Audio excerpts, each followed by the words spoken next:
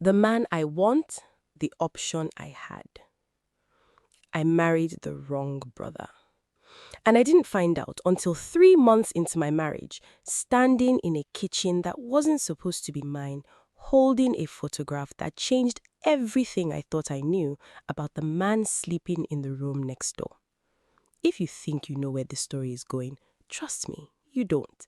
Because by the time I finished untangling what my in-laws had done to me, I realized the man I actually loved had been standing right in front of me the whole time. And I almost missed him because of one lie told by one family on one ordinary evening that I still think about every single day. Stay with me till the end because this story has more turns than the road to my grandmother's village. And if you are new here, go ahead and subscribe now because you are not ready for what's coming. My name is Folake. I grew up in Ibadan, the second of 4 daughters in a family that valued marriage the way some families value education, as the single most important achievement a woman could bring home. My mother used to say it plainly, without shame, the way older Yoruba women often speak the truths that younger generations try to soften. A woman's greatest certificate, she would tell me, is her ring on her finger and the peace in her husband's house. I did not always agree with her, but I understood where it came from. She had watched too many of her friends' daughters remain unmarried into their 30s, and in our community, that came with its own quiet cruelty. The whispers at parties, the pitying looks at family functions, the aunties who asked every single Christmas, "So, when is it your turn?" I tell you all this so you understand why at 24 years old, when my mother came to me and said a respectable family from Ijebu had expressed interest in me for their son, I did not immediately dismiss it. This was not entirely unusual in our world. Not a forced marriage, nothing so dramatic, but a guided introduction, the kind many families still arrange quietly even in modern Lagos and Ibadan. My mother had met the boy's mother, Iya Aduni, at a wedding, and the two women had gotten along so well that within a month, a proper introduction was arranged between our families. The young man's name, I was told, was Tunde Adeyemi. My mother described him as hardworking, respectful, a graduate of engineering from Obafemi Awolowo University, currently working with a construction firm in Lagos. She showed me a photograph, a tall young man with a serious face, broad shoulders, standing in front of a half-finished building, wearing a hard hat and a proud smile. I remember looking at that photograph for a long time, trying to imagine a life with a stranger, the way every young woman in my position must eventually do. The first meeting was arranged at a restaurant in Lagos, a middle ground between our families, since mine was based in Ibadan and his, I was told, had relocated permanently to Lagos years earlier for business. I arrived nervous, dressed carefully in a blue Ankara gown my mother had chosen, my hands sweating slightly despite the restaurant's air conditioning. And that is when I first laid eyes on the man I believed for the next 8 months was going to be my husband. He was even more striking in person than in the photograph. Tall, with warm brown skin, a jaw that looked like it had been carved rather than grown, and eyes that held mine with a directness that made my stomach flip in a way I hadn't expected from an arranged meeting. He stood when I approached the table, pulled out my chair before I could reach for it myself, and said in a low and unhurried voice, "You must be Folake. I've been looking forward to this." His name, he told me, was Tunde. I want you to remember that name because it matters more than you think right now. And if I told you the full truth about what that name actually belonged to, this story would already be over before it began. So just remember it and keep watching because what happened over the following 8 months is not what any of us expected, least of all me. We talked for nearly 3 hours that first evening. He told me about his work, the buildings he was helping construct across Lagos, the ambition he had to one day start his own construction firm rather than working under someone else. He asked me about my own work as a junior accountant in a firm in Ibadan, listened when I explained the numbers I loved untangling every day, the satisfaction I found in making things balance. He laughed easily at little things, a laugh that came from somewhere real and not performed. By the end of that dinner, I found myself hoping quietly that my mother's instinct about this family had been right. Over the following months, Tunde and I saw each other whenever his work schedule allowed, sometimes weekly, sometimes with 2 or 3 weeks between visits when a project pulled him away from Lagos entirely. He would call almost every night regardless, and those calls became the part of my day I looked forward to most. Long conversations about everything and nothing, about our childhoods, our fears, the family expectations we were both quietly carrying. I told him things I hadn't told anyone, about the pressure of being a middle daughter, always slightly overlooked between an accomplished older sister and two lively younger ones. He told me about growing up as the second son in his family too, a detail that made me feel, foolishly, like we understood each other in a way that went beyond the arrangements that had brought us together. By the 6th month, our families had begun discussing the formal introduction ceremony, the traditional first step before an engagement. I met Iya Aduni, his mother, a warm, talkative woman who embraced me the very first time we met like I was already her daughter. I met his father briefly, a quieter man who mostly observed from the edges of conversations. And I met at a family gathering just 2 months before our planned traditional wedding, his older brother. His name was Kunle. I remember that meeting clearly because something about it unsettled me in a way I couldn't name at the time. Kunle was quieter than his brother, more reserved, with a stillness about him that felt different from Tunde's easy confidence. He shook my hand politely, congratulated me on the upcoming wedding, and said very little else for the rest of the evening. I noticed, though I didn't think much of it then, that he watched his younger brother with an expression I couldn't quite read. Not jealousy exactly, but something adjacent to it. A kind of careful, guarded observation. I told myself it was nothing. Older siblings sometimes carry a quiet reserve around younger ones who seem to move through life more easily than they did. I did not know that evening that I was looking at the first crack in a story that was about to completely rearrange itself. We got married 4 months later in a beautiful traditional ceremony in Ibadan, followed by a white wedding 2 weeks after that in Lagos. My mother cried through both ceremonies, the good kind of crying, the kind that comes from watching a daughter step into the life you always hoped for her.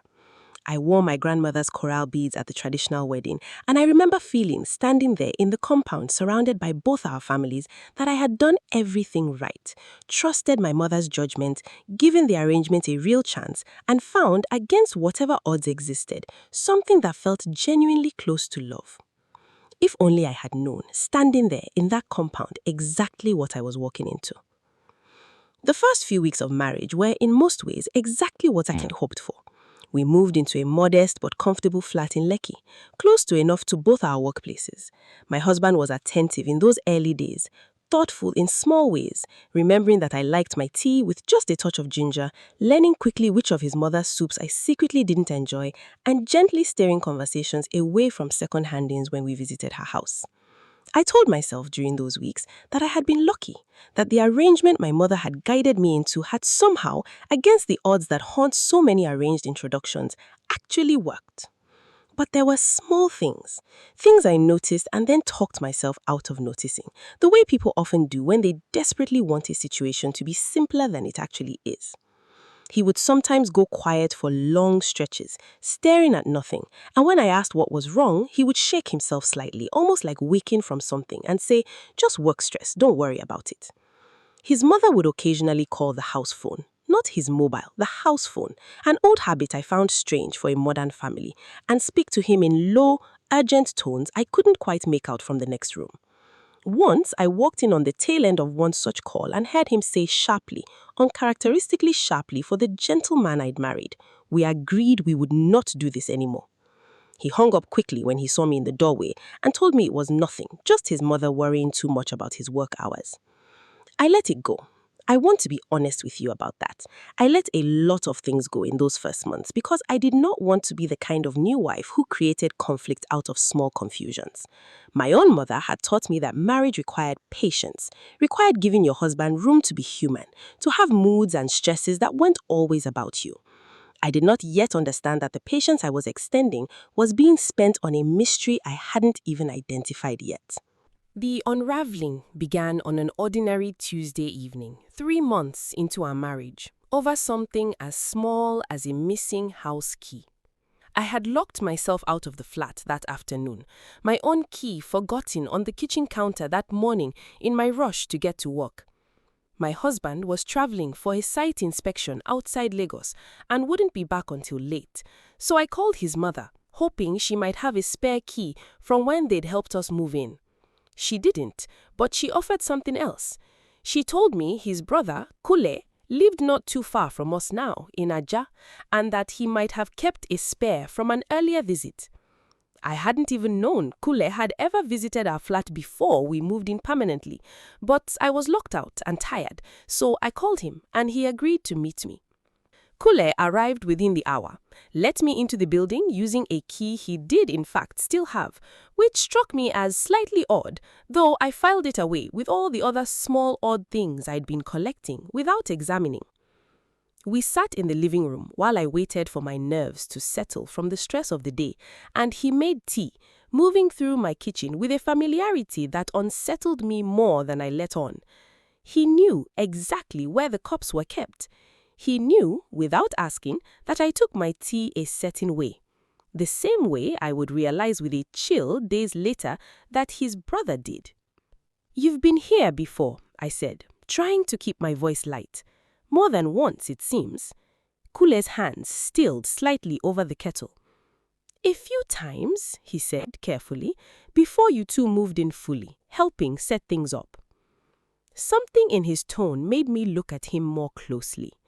There was a tension in his shoulders that hadn't been there a moment earlier, a carefulness in his words that felt rehearsed rather than natural. "Kunle," I said slowly, "is there something about your brother I don't know?"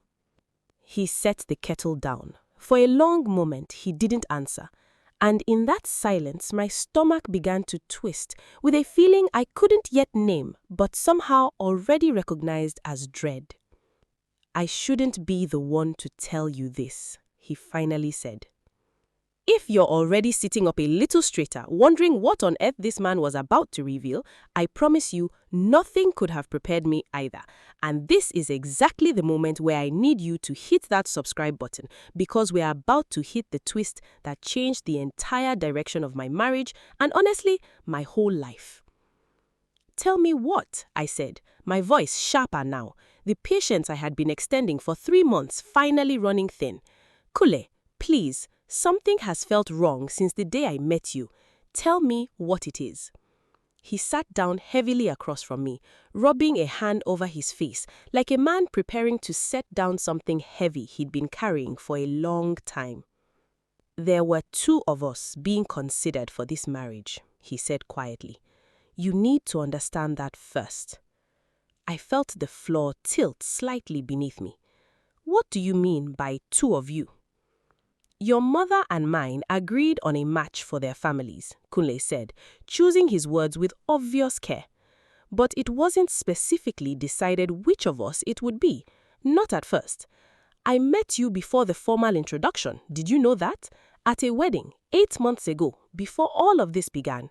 You wouldn't remember, we barely spoke, but I saw you across the room and I told my mother that evening that I wanted an introduction arranged." I searched my memory frantically, trying to place a wedding, a stranger's glance across a crowded room, and found nothing. "I don't remember that." "There's no reason you would. It was brief, but I went home that night and told my mother I was interested, and she made contact with your family. The plan originally was for me to be the one introduced to you." He paused, his jaw tightening. "My brother found out about my interest, and Tunde has always been competitive with me since we were boys. Anything I wanted, he wanted more, simply because I wanted it first. When he learned I intended to pursue an introduction with you, he went to my mother behind my back and convinced her that he should be the one presented instead. He told her I was too shy, too awkward socially, that I would bungle the introduction and embarrass the family, while he could charm you properly and secure the match. She agreed. Our father didn't get involved the way he never gets involved in these things, and by the time I found out what had happened, the first meeting had already been arranged with him, not me." I sat frozen on my own sofa in my own home, trying to absorb what I was hearing. So the man I met that first evening at the restaurant was my brother, pretending in his own way to be the version of himself he thought you'd want, Kunle said. everything he told you about himself was true, mostly. He is an engineer, he does work in construction, but the ease, the charm he showed you that night, the attentiveness, some of that came from him studying things I had told my mother about you, things I'd learned about your interests before he took over the courtship entirely. I felt sick. Genuinely physically sick, sitting there in my living room, holding a cup of tea Kunle had made in a kitchen he apparently knew better than I'd realized, listening to him describe a manipulation I had walked directly into without ever suspecting it existed. But the story does not end there, because what I discovered over the next few weeks went far deeper than a stolen courtship, and it involves a secret that Tunde's own mother had been keeping since before either of her sons was even born. This next part is the real twist, the one that changed how I understood this entire family. So stay close, because we are far from finished. I did not confront my husband immediately. I needed time to think, to decide what I even wanted to do with information this destabilizing, delivered by a brother-in-law who had his own complicated stake in delivering it. Instead, I began quietly paying closer attention to the way Tunde's mother spoke about her sons, to old photographs kept in albums at her house, to small comments dropped at family gatherings that I had previously let pass without examination. What I found unsettled me even more than what Kunle had told me. During a visit to my mother-in-law's house, about 2 weeks after that conversation, while she was in the kitchen and I was alone in the sitting room, I found myself looking through an old family photo album left open on his side table. There were pictures of both brothers as children, and something about the images struck me as strange the longer I studied them.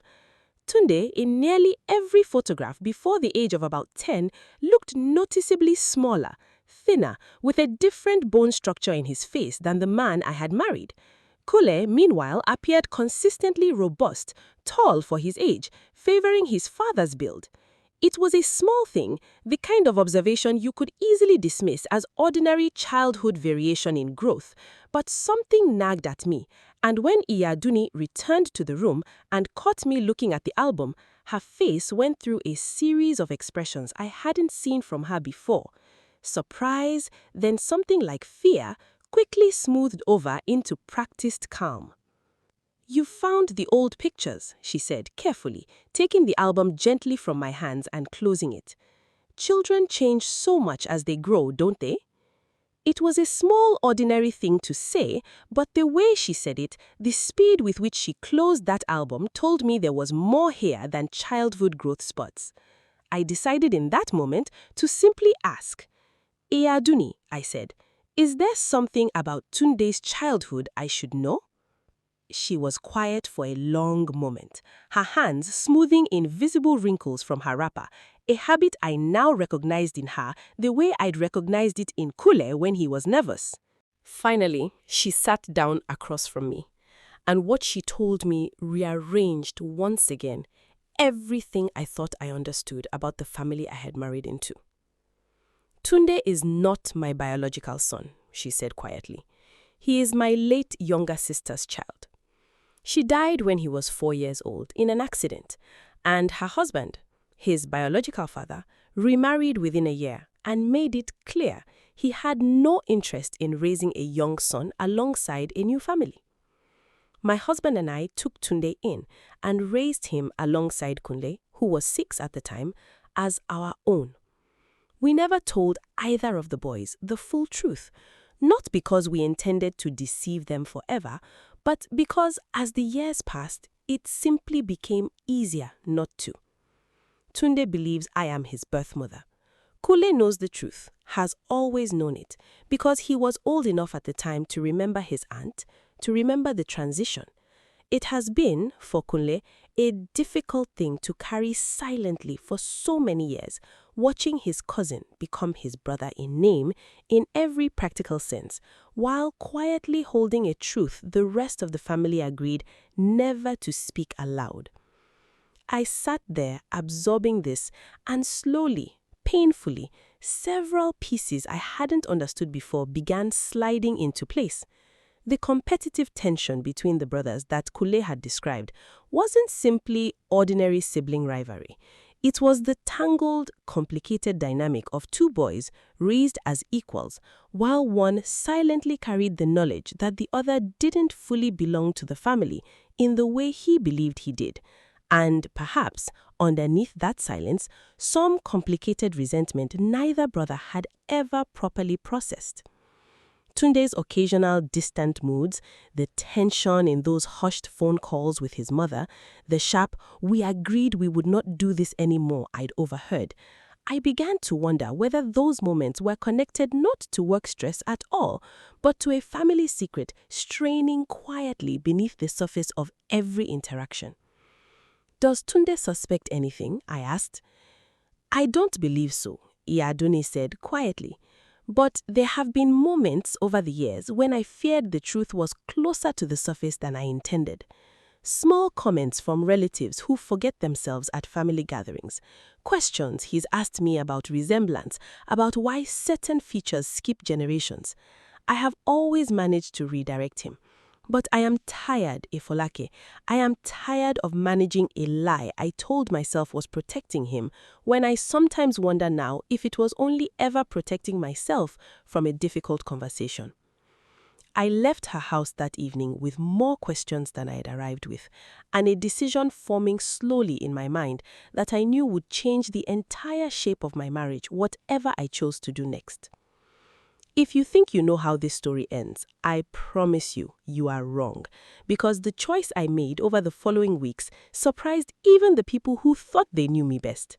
Before we get there though, let's take a short pause, because I know some of you are deep into this story now, completely invested.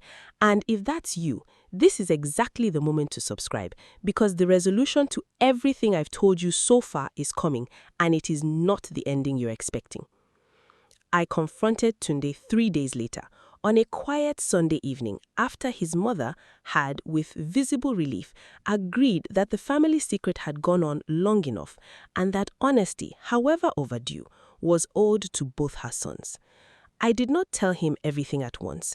I started with the smaller truth first. The courtship, the fact that Kunle had originally been the intended match, the way information about me passed from one brother to another before Tunde ever sat across from me at the restaurant. His reaction was not what I expected. I had braced myself for anger, for defensiveness, perhaps even for denial. Instead, he went very quiet, staring at his hands for a long time, before finally speaking. "I know," he said. "I've always known that Kunle saw you first. I convinced myself it didn't matter, that whoever ended up loving you properly deserved the chance more than whoever simply saw you first at a crowded wedding. I told myself I wasn't stealing anything, because feelings aren't property. But I think somewhere underneath that reasoning, I knew I was taking something that wasn't fully mine to take. I felt it honestly, every time Kunle exits and goes quiet in a way he never used to before all this happened. I just didn't have the courage to face what that quietness meant." It was at least an honest answer, and it told me something important, that whatever manipulation had shaped the beginning of our courtship, the man himself had not been entirely comfortable with what he had done, had been carrying his own version of guilt alongside everything else. Then I told him the second truth, the harder one, the one his mother had asked me with tears in her eyes to help her find the courage to finally reveal. I watched my husband's face change as I spoke, watched decades of quiet family construction crumble in real time in front of me. He did not speak for a long time after I finished. When he finally did, his voice was barely above a whisper. "My mother isn't my mother," he said, as if testing the words for the first time, tasting how strange and impossible they sounded, as if some deeper part of him seemed to recognize them as true. "My actual mother has been dead since I was 4 years old, and everyone around me has known this for over 20 years, and no one ever told me." I did not try to soften that moment for him. Some truths are not meant to be softened. They need room to simply exist, painful and unadorned, before healing can honestly begin. I sat with him through the hours that followed, through the calls he eventually made to his mother, his aunt, as he now understood her to be, though she would always, by every meaningful measure, remain his mother in every way that counted beyond biology. And through the difficult, tearful conversation he finally had with Kunle, the two brothers sitting together in our living room until nearly 2 in the morning, unpacking 20 years of dynamics neither of them had ever fully understood the roots of. What surprised me most in the weeks that followed was not the anger or the grief, though there was plenty of both. It was the way the truth, once finally spoken aloud, seemed to loosen something that had been quietly choking this entire family for over 20 decades. Tunde and Kunle, freed from the unspoken weight of a secret that had shaped their rivalry without either of them fully understanding why, began, slowly, to rebuild their relationship on more honest ground. Their mother, no longer managing a lie she had carried alone for so long, seemed to breathe easier than I had ever seen her. And as for me, I had to decide what to do with a marriage that had begun in ways I hadn't fully understood until months in, married to a man whose own sense of identity had just been fundamentally rearranged in front of me. I want to be honest with you about something, because this story deserves an honest ending, not a fairy tale one. I did not leave my marriage, but I also did not stay in the marriage exactly as it had existed before that Tuesday evening with the missing house key. What Tunde and I built afterwards was something different, slower, more deliberate, both of us choosing, for the first time, to actually know each other beyond the versions constructed by other people's plans and unspoken family secrets. We went to counseling together, something almost unheard of in our family's generation, but something we both agreed we needed if we were going to build something real out of the wreckage of how we began.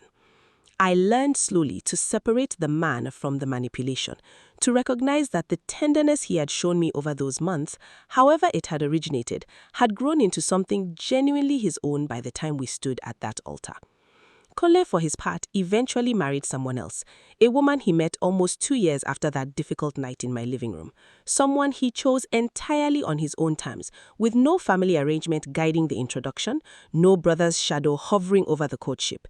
He and I remained close, in the careful, complicated way that in-laws who've weathered something like this together often do. Not quite friends in the ordinary sense, but bonded by a shared history neither of us could fully explain to anyone outside it. Sometimes, late at night, I still think about that first evening at the restaurant, the tall young man standing to pull out my chair, the ease I mistook entirely for uncomplicated charm. I think about how close I came to building an entire life on a foundation I didn't understand, and how strange it is that the truth, when it finally arrived, came not to destroy what I had, but to force it to become something more honest than it started out being. If there's one thing this entire experience taught me, it's that the families we marry into are rarely as simple as the version presented to us during courtship. Every family carries its own quiet histories, its own unspoken arrangements, its own carefully managed silences. The question is never really whether those secrets exist. They almost always do, in every family, to some degree. The real question is what you choose to do once you find them. Whether you run from the mess of the truth, or whether you stay and do the harder work of building something real out of what's left once all the pretending finally stops. I chose to stay. I chose to rebuild. And on the hardest nights, when I still catch myself wondering what might have been different if Kunle had simply been given the chance he was originally meant to have, I remind myself that the life I have now was not the life that was arranged for me. It is the life I actively chose, with my eyes fully open after every illusion had already been stripped away. And somehow, strangely, that makes it feel more mine than it ever would have if the truth had never come out at all. If this story touched something in you, I would love for you to subscribe before you go. because there are so many more stories like this one waiting for you. Stories about the families we marry into, the truths that hide behind closed doors, and the quiet courage it takes to choose honesty, even when it's terrifying. Drop a comment and tell me, if you discovered your marriage began with a secret this big, would you have stayed the way I did, or would you have walked away? I read every single comment, and I would genuinely love to know what you would have done in my place. Until the next story, take care of yourselves, and remember, the truth may shake your foundation, but it is the only thing strong enough to help you build something real on top of it.